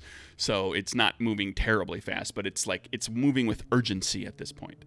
Unless you have something else, Audrey, who's next? Probably Val. Okay, if I had gone, if Branwen had gone, if Branwen had gone before me, I think it might have been a little different. If I'm going next, then I still am kind of. Well, okay, with the addition, with the revelation of the whole creature and the fact that it's got Lisa and everything that's happened since then, I kind of can see that we're not going to just run away from it the way that I was originally wanting to. So I'm just going to take a moment to go like, oh, why do these people keep doing it this way? I don't want to be a hero. And then I just take sort of like change the grip on my knife so it's more of a stabbing thing. And I'm just going to, and come at the, Okay, maybe not screaming, but I'm going, because I'm a more sneaky person. I just was imagining her kind of running down the corridor, maybe to the side, since I want to do a little more sneaky, and stabbing at the tentacle that's got Lisa, because that's kind of interfering with our ability to just go all out on the creature. So it's not that I have as much care for her as Charles does. So you say to yourself, I don't want to be a hero, and then you promptly turn into a hero. And, body trust target me, I understand the dichotomy. I get it. Body target number 5, as you charge in at the monster with your little bitty knife. Yeah, well, I actually remember what I was saying is that I was going to try and do it a little sneaky, because I want to use my special. Remember how we did the hide monster thing where I was trying to like take advantage of it being, I mean, it's got one thing shooting, got one of the us shooting at it, one of it shooting fire at it. I'm going to try to use that. Okay, well, here's what happens. As you charge at it without any eyes apparently on its entire body, it like leans toward you, like it senses. Okay, so basically I'm not going to be able to sneak is what you're trying to say. Yeah, not against this monster. Okay, well then I've got my 1 die. Let's see how well it does.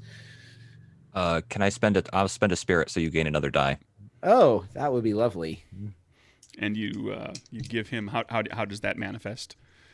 I mean, you could like take a few steps toward it yourself. That makes it like hesitate and not necessarily go straight Charles begins to jump up and down and yell. Okay. Hey, over here. And its attention diverts for just a moment, long enough for you to get in there. You said target number 5? Yep. All right. Woo! 1 success. It was 6. Woo! Stabbity stab. And you stabbity stab it, and now you're right next to it, and it's still holding on to Lisa. Who's next? Well, next would be Branwyn, since she's the only one left. That would be correct. Okay. Okay, so Brenwyn runs away. No. no. Oh, good. I'm going to use Stepping up. one of my abilities. Woohoo. So, this is as this is an activity I have never done before, I get advantage on this trait check. Okay. And I'm going to run at it. No, I'm going to throw my chair at the tentacle. Okay. Yeah. I want to throw my chair at the tentacle to try and At a particular tentacle? the one holding Lisa. Like Okay. I'm Gotcha. trying to get it to drop. Like, I'm just continuing the Whatever, attack. but what everybody's trying to do, everybody's trying to hurt that tentacle enough that maybe it'll let it go. Screw the sheriff. We want to save Lisa. Poor She sheriff. seems more savable at this point. So I guess that would be a body. Yeah, body target number 5. Okay. I got a 2 and a 6. That's gonna hit the thing. All right. And it holds on to Lisa. No. Yeah. I guess Charles can go now. Charles, your turn. Okay. Round 3. Taking another This shot. thing continues to galump forward, dragging Lisa behind. Did Audrey get a turn in round? Oh, did Audrey get a turn? Oh, you did? Okay. Just making sure. Trying to keep it fair. I will try to shoot it again. I gain advantage now because I finally moved up the sway track, so now I gain advantage when confronting monsters. Woohoo. So, and I got 1 success. And you shoot the tentacle that's got Lisa grabbed, and it drops Lisa to knock on the floor with a thump.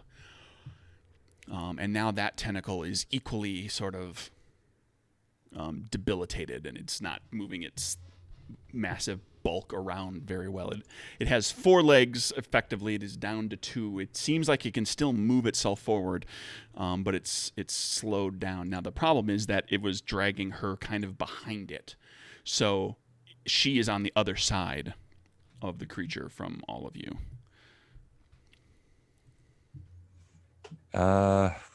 Let's go Audrey next. Audrey's just gonna keep. Audrey is gone like single focused, and it's just on like gonna keep attacking until it's dead or Okay. someone's. So yeah, I think I'm gonna spend the spirit to have that extra die. 1 hit. I missed. It's a 6. So what was the target? Target number 5. Yeah, it's a 1 hit. You hit the thing, and the sheriff starts mouthing the words, "Kill me," over and over and over and I over, kinda and saw making that coming. eye contact with all of you as it's happening. Whose turn is it next? Charles. Or Audrey, sorry. Yeah, no, it's okay. Let's say brown one. Okay.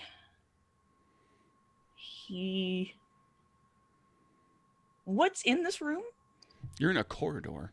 We're in the corridor. Okay.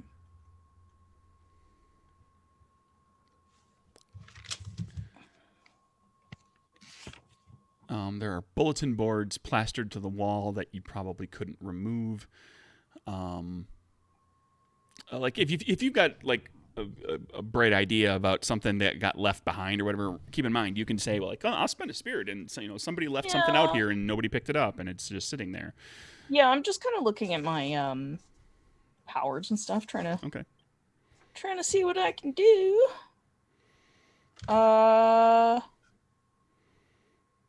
Yeah. She doesn't know how to do that. Oh, is there something with some glass she could break? There's one of those, like the sliding glass bulletin boards that you got. Like it's got a little lock on it. You can slide one way or the other, and you can put stuff up and close the glass over it. So you could bust that to get broken glass. Okay, I'll do that because I want to get some. I'll get some broken glass. And like I'll smash it and then try and find, I'll use like my sleeve or something, and handkerchief or whatever, something to wrap around. Something to wrap it around. You don't slice your hand open. Yeah. So that I have it. Because nobody in the movies ever thinks to do that. They always just grab the knife, or grab the glass because that allows them to be extra badass. Like by cutting themselves horribly in the process. Cutting yourself horribly is so badass. Infections. Infections are great. Just wrap a little cloth around it. Like take a sock off. Like what? That's all you gotta do. Not that hard. And then I guess I'm gonna try and I kind of want to try and run in and stab and run away. Stab what? The monster. Okay. Run in and stab the monster. Body target number 5 with a glass shard. Okay. And because I'm in the sway track, I gain advantage confronting monsters. Okay. And I would also argue that this was something I. Oh wait, but that would give me advantage twice. So that wouldn't work. Right. You can only get advantage once, but you could spend spirit to gain another die. Yeah, I don't have that many spirit right now, so. Okey-dokey. I got a 5 and a 3. That gets it for 1. So stabby, stabby, stabby. Because you have and the knife. And then I try and run back. You can. Well, you can. I try. You run up. You stab the thing. Oh yeah, sure. Let's do this because it's fun. You run up. You stab the thing. And you say you try to run back. So thank you for suggesting that I don't make it that easy for you. The sheriff with the one free arm reaches out and grabs you, and now you can tell that he's saying it loud enough for just you to hear, and he's looking right in your eyes. Kill me. Oh, good. Well, I don't have another action this turn, so Do you want to try to? Do you want to stay there, or do you want to try to tear yourself away? I'll give you a check as part of your movement. No, I think I'll stay there because I think I want to. That's a hero. Who's next? Is that Valerie? I think I'm the only one left in the order. Yeah, I think you're in the this round. Okay. Now the sheriff has grabbed Branwen. Oh, geez. Okay, so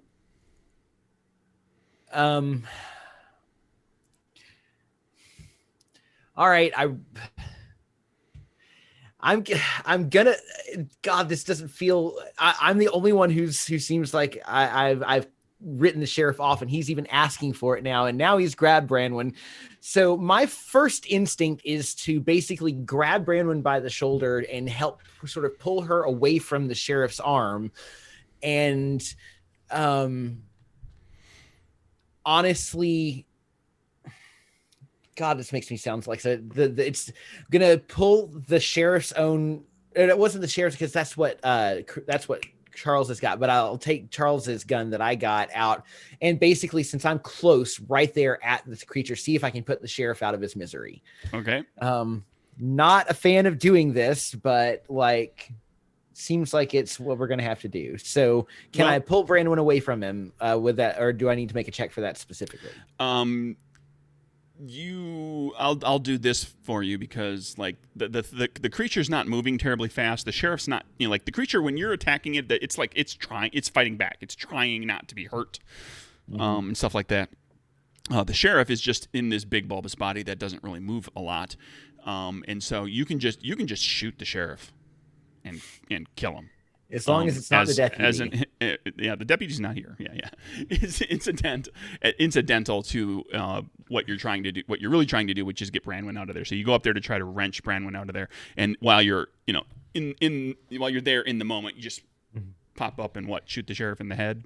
Yeah, I mean, I really don't love it, but I mean, at this point, I don't see how we're getting him back. I think that he's a lost cause, and he is asking to be put out of his misery. I don't want him to die, but I don't want him to be miserable either. Like, this is just like, seems like we're in a lose-lose situation, and I'm gonna be the villain who could be the partial villain on this. Okay, so is that a body check for pulling her? Body check 4 just to yank her away.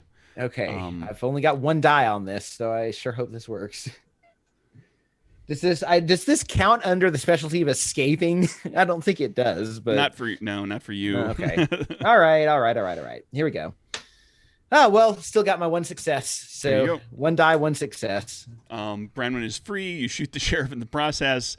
His fist that was holding your shirt sleeve remains like clenched even in death. And he's dead. He's got a big hole in his head, and there's blood dripping down across his face. And that, I believe, I can scratch out the sheriff now. That's everybody for this round. Yes. Yes, that's everybody for this round. Who's next?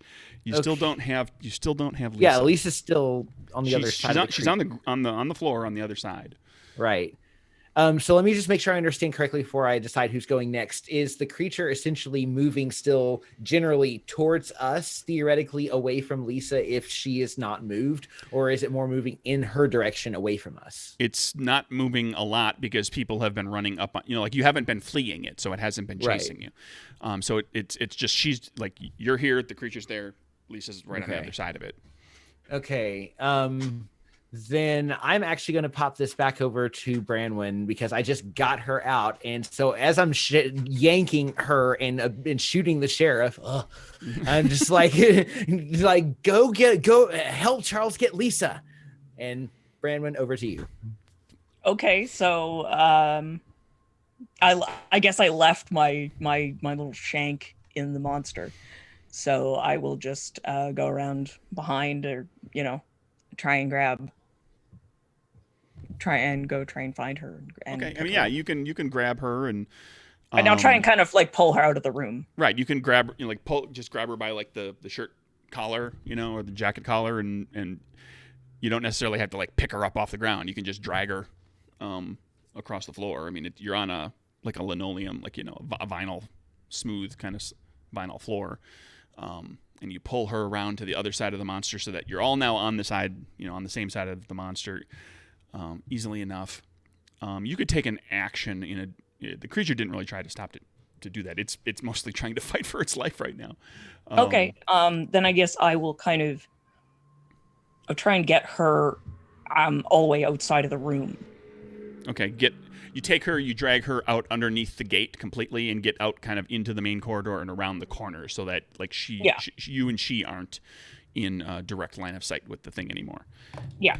And whose turn is it? And I'll start to make my way back. After I put her, I make sure she's sort of comfortably sat up, but obviously that'll be the next turn. So, and for the record, you get her over there. She feels warm. She's breathing. Just initial inspection of her, she seems to be just unconscious. Okay, I just kind of sit her against the wall, and then I guess Charles. Okay. Charles is like, "God damn it, Valerie!" and then continue shooting. Kablam. So. He asked for it. 2 6s. And you injure the thing, and it's kind of from its sheriff-filled mouth, from its dead sheriff-filled mouth.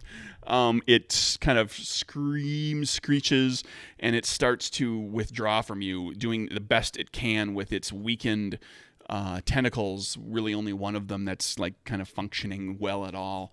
And it starts to kind of go back. It starts pulling itself back up into the stairwell that leads up to the roof. If you, as a group, pursue, we will stay in action sequence. Otherwise, we can, drop out. It is trying to get out of there. I'm not going to try and chase it down at this point. I'm just, if it's going to leave, I'm going to let it. Yeah, Audrey is determined to kill it. So I don't know if that's for everybody, but Yeah, Audrey. Charles is kind of in for a penny now. Okay, so Charles handed off to Audrey. Yep, handing it off to Audrey. as it's now Audrey's following it. Well, if they keep fighting it, I'll keep fighting it too. But the point is, like, if everyone else stops, I'm not going to be the sole one chasing it down. Is my okay? point. Why don't we do this? Simplicity's sake. It doesn't have any more surprises up the sleeve, and this is going to just turn into a grind. Necessarily. So, a couple more well placed hairspray and gunshots, and the thing galumphs and dies on the landing in the stairwell. Immediately it's like starts to melt, like it almost like it deflates, like this big leathery sack of body and these leathery tentacles. They start to, it doesn't melt so much as it just kind of deflates. And from the different wounds that it sustained, like the goo starts to ooze out and slick on the floor and the stairs. And Audrey and Charles, because you pursued into the stairwell, the sheriff's body is sitting there, and he's looked all sorts of dead since he got shot. His neck, you see his neck like bulges out down low on the base of the chest, and then it bulges. The bulge kind of moves up his throat and into the bottom underneath his jaw. I shoot it. Not even. Nope. Done. And Charles is done. And you take a shot right into, like, it's, the sheriff is back like this, and you just take the barrel of the gun right up and just kablam, and blow the top of the sheriff's head off in the process. And whatever it was that was slithering up out of the sheriff's mouth spatters all over the wall along with it. Charles has seen that movie. And this feels like an ending. This feels like a good spot to stop this session and talk a little bit about the playtest stuff. As you have retrieved her, as was questioned earlier. Is it her? And you know what happened with the sheriff, although how much of that you want to share is kind of up to you. That's a big mess to clean up. And you don't have the sheriff around to do it for you, Charles. Nope. So you can give some thought to that before the next session about like what's going to happen here. What do? Unless anybody has, like, this is the moment where everybody kind of takes a breather. If anybody has anything in particular that they want to, that they feel is pressing to do right now, we can also always cover it at the beginning of the next session. Otherwise, we'll call that. Well, we won't stop on a cliffhanger this time. We'll stop on a breather. Well, I mean, Val may have shot the sheriff, but at least she didn't get the deputy. So deputy. What who a is, Fabble, who is probably now sheriff. So who might be acting sheriff, very likely. Yeah. So I sure hope that nobody is going to make a big deal about the fact that I was the one that did that, considering that he was asking for it. Well, his head got blown off. Does that include the forehead? Because if so, it was his own gun. We could just put it in his hand and walk away. Jeez! Whoa! No, I didn't shoot him with his actually, own gun. that's a really good point. My gun, the one I shot him with was Charles's old gun. Yeah, no, I mean the shot. But I mean, he doesn't have a head anymore. Like, it's gone. Yeah, exactly. So all we have to do is swap out the guns. Yeah. And problem solved. Nobody will look into it. Yeah. Who's gonna look into it? The sheriff? Yeah, you're looking at the whole forensics department. Oh my god. Okay. Well, we don't have to. We don't have to. That's a problem for future Charles to deal with. Yeah, we don't necessarily have to nail that down. The characters actually have a moment to think about that. we didn't quite get into some of the stuff that we initiated for the playtest because Ando, who was rolling really, really well for multiple sessions, rolling really well. Suddenly stopped rolling really well and didn't push off the edge of the off the sway track. But that's fine. We'll get to it. I'm sure that at some point, I'm almost at the edge of the skill track though. At some point, somebody, one or two of you is gonna roll off that edge, and we're gonna get a chance to test that. And I wasn't thinking of it because again, it's like one of these things that we just instituted as a rule. But everybody, keep in mind, we do have the option of spending that. Spending a spirit to turn a failure into a success with a complication. I was like, after the fact, I should have suggested it in a moment, but like after the fact, when we had everybody making a heart check and 3 of you failed, that would have been the perfect time for a few people, or at least one person, to do it. But it's such is the case with when you make a last minute decision about modifying a rule and everybody just kind of forgets about it, or maybe some of you were thinking about it and just chose not to use it at this point. I am the kind of player that tends to let drama happen if it seems like it's going to be good drama. So well, and here's just a request from me is that down the road, if you fail on something, because if you fail and you use a spirit to turn it into a success, you're getting the complication anyway. The spirit is just turning it into a successful moment for you. And since we are in a playtest, if you think to do it, feel free. By all means, do it. Let's spend the spirit and see it play out. But it's we all kind of forgot or it just didn't come up. Whatever, that's fine. This is not a game where you're making a billion checks, so it's a little tougher to playtest some of those things because they don't come up all the time. Any other thoughts that anybody has as far as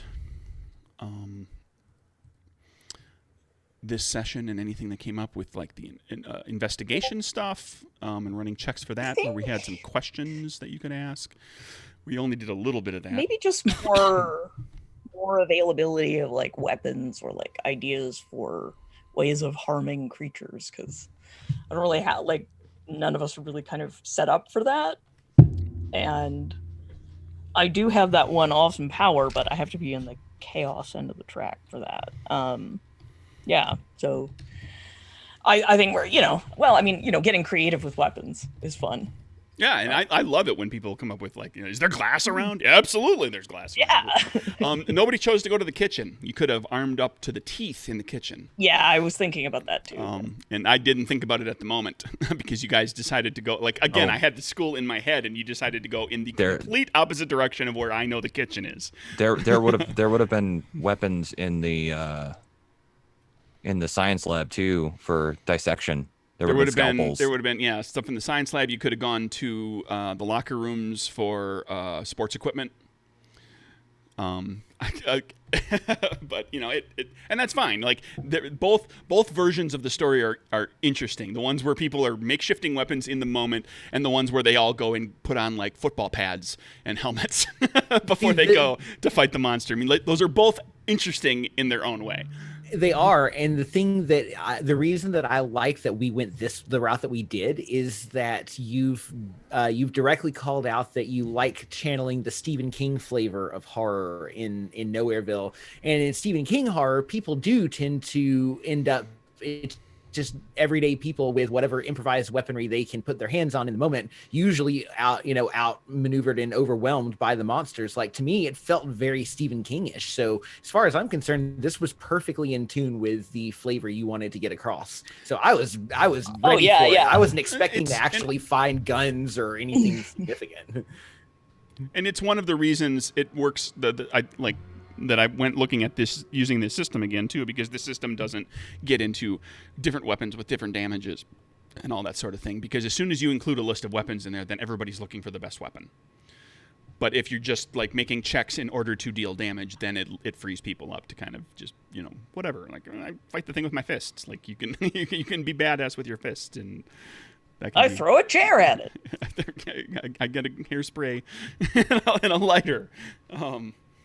Not to who still walks around with a big old can of Aquanet? Apparently, Audrey does. But I think she, in my head, she's still got that super 80s hairstyle with the sure, she's got big high hair.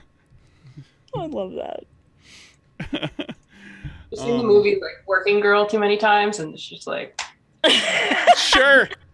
Either that or like one of her kids' hair is like always like messed up and she's constantly like, oh my God, just come. Just always shellacking it down. Sprays it down and just tries to get it to lay flat. Kid's got helmet hair. Yep. Okay, well, I think this got us well into another story. This was fun today. We'll continue with that. If you have any thoughts that you want to throw out there and share, let's all do our best to keep in mind some of the new rule stuff for next time around. Anybody who's we're 4 sessions in. I'm inclined to have anybody like Chris. You've advanced twice, yes. Once where I gave everybody an advancement, and then once where you actually failed enough this game that you advanced. Why don't we have everybody else advance and zero out your skill for the next game session, just so that we do continue to give characters things to use, tools at their disposal, get a chance to see them in action and play test things out. That's only adding 1 skill for me. I've got I like that. You know what? I want to boost my body because walking around with that 1 die just ain't doing it for you. No, and well, I mean, she's been getting a workout, so. I might fill out my specialties. That's one of advancement you can take, right? You could take the rest of your specialties. Okay, cool. How does a specialty for helping others work? If it's normally helping others, you spend a spirit. Oh boy. Oh, you know what? I may not have thought that through because I think the helping others. Let me think. It might need better terminology. Let me make a note of that and give that a thought. Because like in the rules, there's aiding another person. Like maybe that needs to be something. Let me give it some thought. And that's the townie. Hey Craig, just making sure I understand. With the advancement, I can grab if I wanted to. One of the options is one of the other powers from my template, right? With an advancement, yeah, you can bump a trait up, take the other 2 specialties, gain a talent, or if you don't have a template, you can gain one and gain whatever you get for the talent, or you can gain another ability from the template. Keeping in mind that you can only ever have 1 template. And there's a template that people haven't seen yet that's called the Inhuman template, where you're a werewolf, for example. And those templates are set up that they're like these templates. You can gain multiple things as you go. The werewolf template is set up as like you take it 1 time and now you're a werewolf, and that's you get the things that you get from that, but you don't ever become like a better werewolf. So I've decided to use my advancement to take another power on my empowered template. I still haven't gotten a chance to use invisibility yet. I want to use invisibility, but now I'm going to also have access. It's going to be so awesome when you do. To telekinesis. just wait till I start moving stuff with my mind. Oh. So unless is there anything else? Otherwise, we're going to wrap it up, and I'll let all of you get back to your weekend. All right, everybody. That's the game. That's it's coming together ever so slowly. Every now and then something pops up and they're like, "Hey, Craig, this doesn't make any sense. Fix this." And I'm like, "Okie dokie. I'll get right on that, Shannon." That helping others thing, yeah, that doesn't jive right with how I've got the rules written. So that might become like a different specialty entirely that kind of fits the townie. I need to look at that. So this is Nowhereville, designed by me. It's in playtest. Will it be published? It feels like it's got legs. It feels like it's going to get somewhere. When? When's their Kickstarter? No clue. So hang in there and find out with the rest of us. I'm Craig Campbell from Nerdburger Games. You can find me at NerdburgerCraig. And thank you, everybody. Players, I hope we had a good time. Bye.